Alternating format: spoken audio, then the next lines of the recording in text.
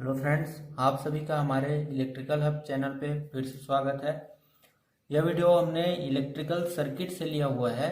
यह टॉपिक हमने ठीक है, जिसमें हम लोग देखेंगे कि किसी भी ग्राफ का गिवन ग्राफ का हम लोग इंसिडेंस मैट्रिक्स कैसे फॉर्म करेंगे, मतलब किसी भी ग्राफ को हम लोग मैट्रिक्स के फॉर्म में कैसे लिखेंगे। ठीक है, तो इसके पहले मैंने एक और वीडियो बनाई थी जिसमें हम लोगों ने सीखा था कि किसी भी सर्किट का हम लोग ग्राफ कैसे फॉर्म करते हैं। तो वो वीडियो अगर आपको देखना है तो या तो मेरे प्लेलिस्ट पे चले जाइए इलेक्ट्रिकल सर्किट पे, या तो नीचे डिस्क्रिप्शन में मैं लिंक दे दूंगा, वहाँ से आप जाकर उस वीडियो को देख सकते हैं, पढ़ सकते हैं, समझ सकते हैं। ठीक है, अब इस प्रॉब्लम पे आते हैं हम लोग, जिसमें हमें ग्राफ से मैट्रिक्स फॉर्म करना है। ठीक है, तो इसके लिए हमें कुछ छोटी छोटी चीज़ें याद रखनी है। तो पहला मैं बात करता हूँ कि ये जो सर्किट के बारे में हम लोग देख लेते हैं कि यहाँ जो जितने नोड हैं उनको हमने नेमिंग किया है और उसको सर्कल किया हुआ है, जैसे 1 2 3 4 ये हमारे नोड्स हैं। ठीक है, वैसे एक और लिखा है हमने 1 2 3 4 5 6। ठीक है, ये हमारे हैं ब्रांचेस, और हर ब्रांचेस पे हमारे पास जो करंट का डायरेक्शन है, ठीक है, वो हमें दिया हुआ है। ठीक है, तो मैट्रिक्स फॉर्म करने के लिए सबसे पहला चीज हमें याद रखना है वो है कि अगर हमारे पास 4 नोड है तो मैट्रिक्स में रो की जो संख्या होगी वो भी होगी 4। ठीक, मतलब कि यहाँ हमारे पास मतलब जो रो है वो सीधे सीधे होगा उस मैट्रिक्स का, मतलब नंबर ऑफ रो जितने हैं उतने ही नंबर ऑफ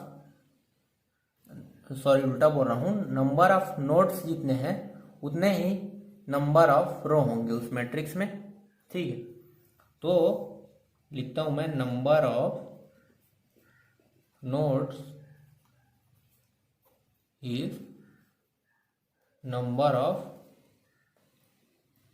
ऑफ क्या, नंबर ऑफ रोज। ठीक है, दूसरी हमारे पास जितने भी ब्रांच होंगे, नंबर ऑफ ब्रांचेस जितने होंगे उतने ही होंगे क्या, कॉलम की संख्या उस मैट्रिक्स में। ठीक है, तो यहाँ हमारे पास कितने ब्रांच है, 6 ब्रांच है, तो मैट्रिक्स में 6 कॉलम होंगे। ठीक है, तो number of branches is equal to number of columns. ठीक है, देन तीसरी चीज, किसी भी अगर एक पर्टिकुलर नोड की बात की जाए तो वहाँ अगर मान लीजिए करंट इनकमिंग है, मान लीजिए इस नोड पे 1 पे बात करते हैं, तो यहाँ जो 4 है वो इनकमिंग है, तो अगर इनकमिंग होगा तो उसे लिखेंगे -1। ठीक है, और अगर किसी नोड पर करंट का डायरेक्शन जो है वो आउटगोइंग है, तो अगर आउटगोइंग होता है तो उसे लिखेंगे +1। और मान लीजिए किसी नोड पर कोई सा ब्रांच है हमारे पास, वो वहां से उस नोड से होकर नहीं जाता है, तो उस सिचुएशन में लिखेंगे 0। ठीक है, दैट इज क्लियर। तो उसको भी मैं लिखता हूं, अगर करंट जो है इनकमिंग होता है, इनकमिंग होगा तो लिखेंगे -1, अगर आउटगोइंग तो लिखेंगे +1, दैट इज 1, और no current that is 0। No current या नो ब्रांच, अगर ब्रांच ही नहीं होगा तो करंट ही कहाँ से फ्लो होगा। ठीक है, बस इतनी बातें हमें याद रखनी है। ठीक है, और इसके हिसाब से हम लोग क्या बनाएंगे, किसी भी ग्राफ का इंसिडेंस मैट्रिक्स बनाएंगे। ठीक है, तो इसके लिए आगे बढ़ता हूँ मैं।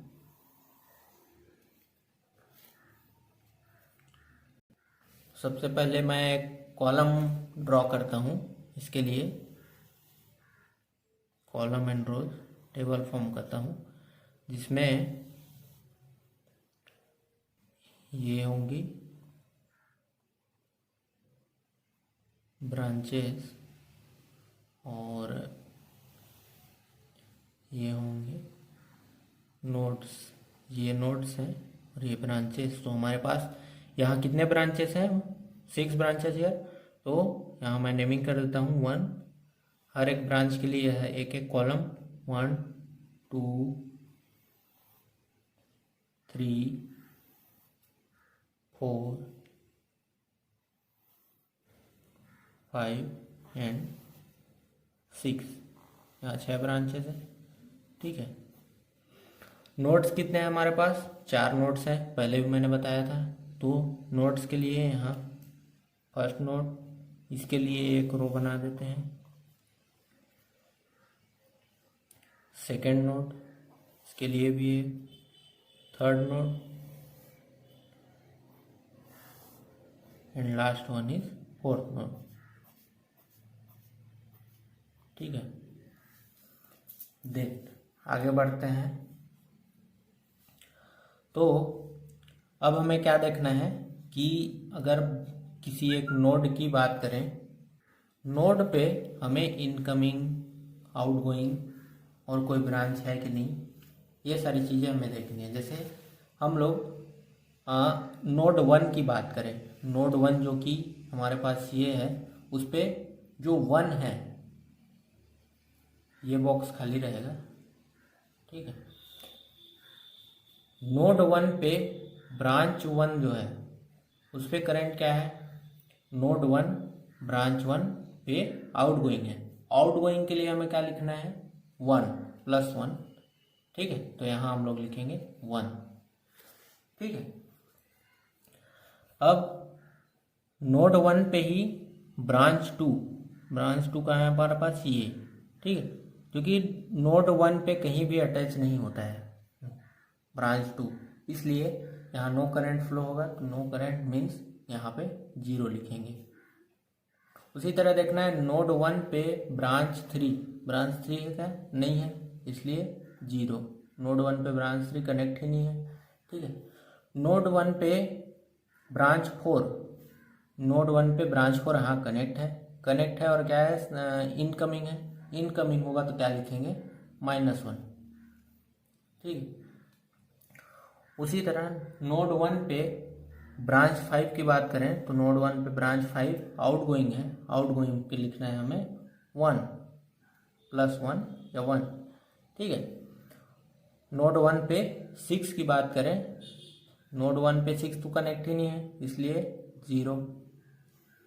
नोड 2 की बात करते हैं, नोड 2 पे, नोड 2 कहाँ है, ये रहा। नोड 2 पे 1 जो है वो इनकमिंग है। ठीक है, तो 1 पे इनकमिंग, इनकमिंग दैट इज -1। ठीक है, नोड 2 पे, नोड 2 पे 2 आउटगोइंग, आउटगोइंग दैट मीन्स 1। ठीक है, और क्या नोड 2 पे क्या जुड़ा हुआ है, 6 जुड़ा हुआ है, कनेक्ट है। ठीक है, तो 6 क्या है, आउटगोइंग है। आउटगोइंग मतलब 1 + 1। ठीक है, और बाकी से तो कनेक्ट ही नहीं है, इसलिए सीधे सीधे 0 लिख देते हैं। उसी तरह 3 की बात करते हैं, तो 3 पे कौन कौन सा कनेक्ट है, 3 पे 5, 3 और 2। पहले 2 की बात करते हैं, 2 हमारा क्या है, इनकमिंग, तो -1 लिखेंगे। Branch 2 incoming -1। Branch 3 outgoing, outgoing that means +1 या 1। ठीक, और क्या है, और कौन सा ब्रांच है, 5। 5 हमारा क्या है, इनकमिंग, इनकमिंग इसलिए -1, और बाकी कोई ब्रांच जुड़ा नहीं है, इसलिए बाकी जगह हम लोग 0 डाल देंगे। नोड 4 की बात करें, नोड 4 पे हमारा कनेक्ट है 3, 4 और 6।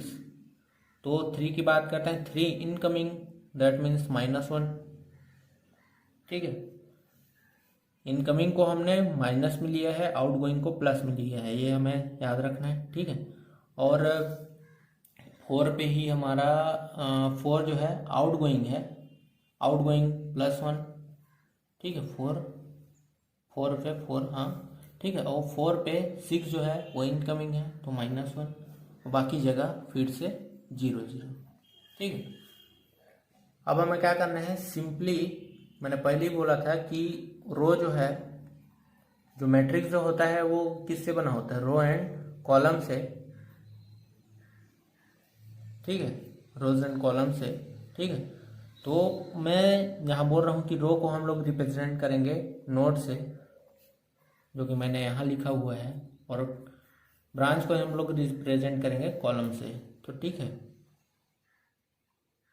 नंबर ऑफ ब्रांचेस, ठीक है। तो यहाँ पे कितने नोड है, तो यहाँ पे नोड है 4, ठीक है, और ब्रांच कितने हैं 6, तो मैट्रिक्स जो होगा हमारा वो 4 × 6 का होगा, जो कि हमने निकाल लिया है, ठीक है। ये हमारे मैट्रिक्स के अंदर के एलिमेंट हैं, ठीक है। तो अब मैं इसको फाइनल आंसर देता हूँ, यहाँ लिखता हूँ मैं,